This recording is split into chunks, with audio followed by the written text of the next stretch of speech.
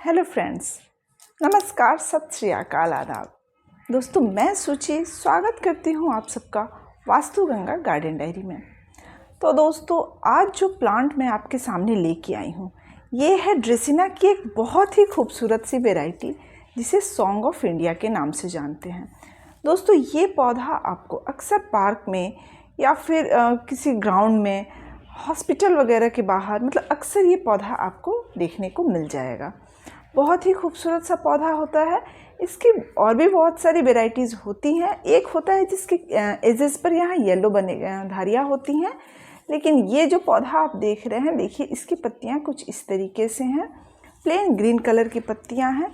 काफ़ी खूबसूरत सा प्लांट होता है ये। तो आज मैं इसी प्लांट के बारे में कुछ इम्पॉर्टेंट इन्फॉर्मेशन, कुछ इम्पॉर्टेंट टिप्स आपसे शेयर करने आई हूँ।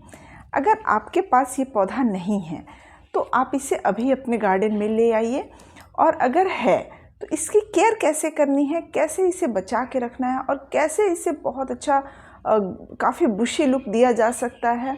अगर आपके पास ये पौधा है और वो घना नहीं हो रहा है तो उसके लिए भी मैं आपके साथ कुछ टिप्स शेयर करूँगी। तो आप इसे कैसे घना बना सकते हैं, कैसे मिट्टी इसे दे सकते हैं।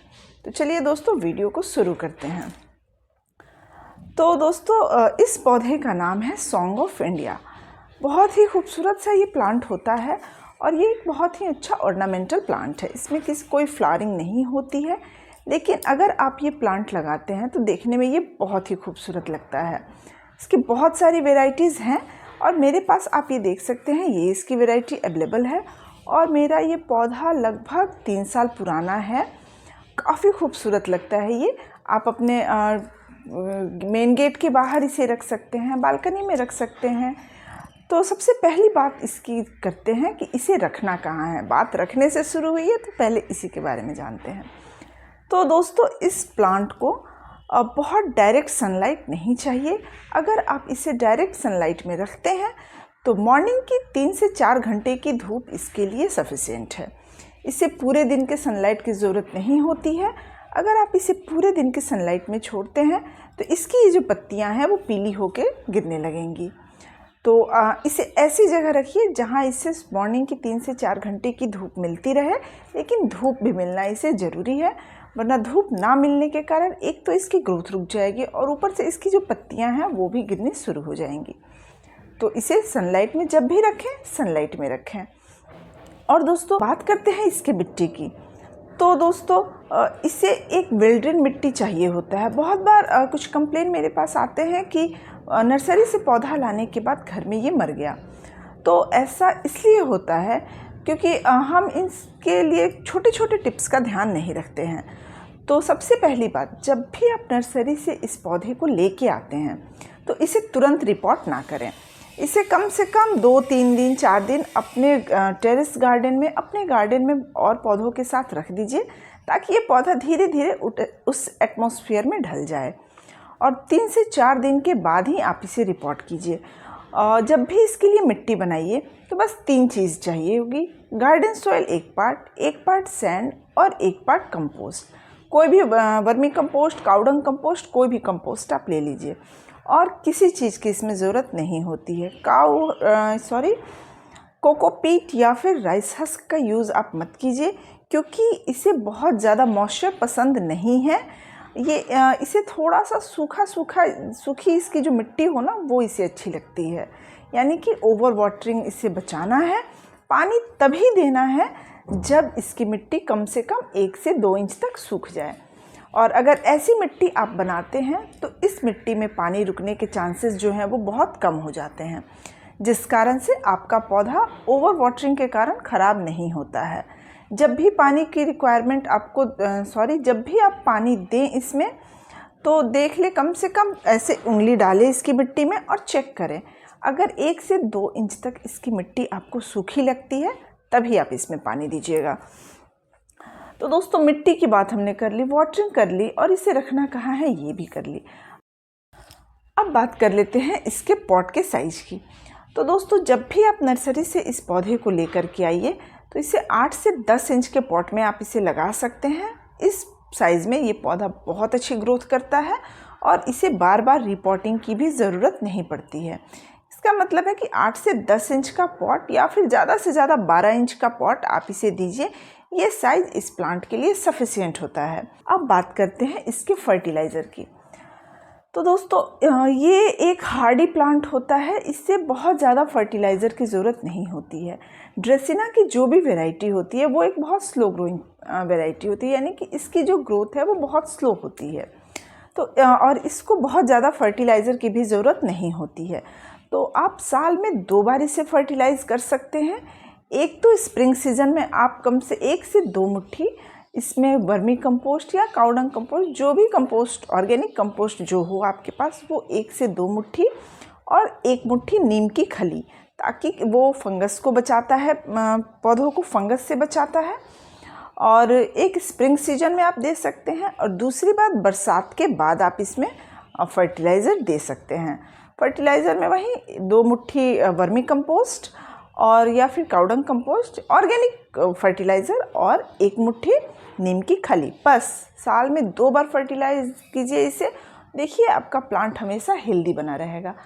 अब जो सबसे इम्पॉर्टेंट पॉइंट है कि लोग कहते हैं कि मेरा जो प्लांट है वो बहुत घना नहीं हो रहा है, उसकी जो ग्रोथ है अच्छी नहीं हो रही है। तो दोस्तों इस पौधे को घना बनाने के लिए, तो यहाँ से आप देख सकते हैं इसके ग्रोथ होती है ना। तो जो भी आपको हाइट चाहिए, जितनी बड़ी आपको पौधा 1 फुट 2 फुट 3 फुट जितनी बड़ी आपको इसकी हाइट चाहिए, उस हाइट तक पहुंचने के बाद देखिए इसको यहाँ से ये जो इसका टिप दिख रहा है, यहाँ से आपको इसे कुछ इस तरीके से कट कर देना है। आप देखेंगे कि 2-3 महीने में ही इसके नीचे से यहाँ से सब ब्रांचेज आने शुरू हो जाएंगे, और फिर आपका ये पौधा धीरे धीरे घना होने लगेगा। तो बस यही एक सबसे अच्छा तरीका होता है इस पौधे को घना करने का। अब बात करते हैं इसमें इंसेक्ट के अटैक की।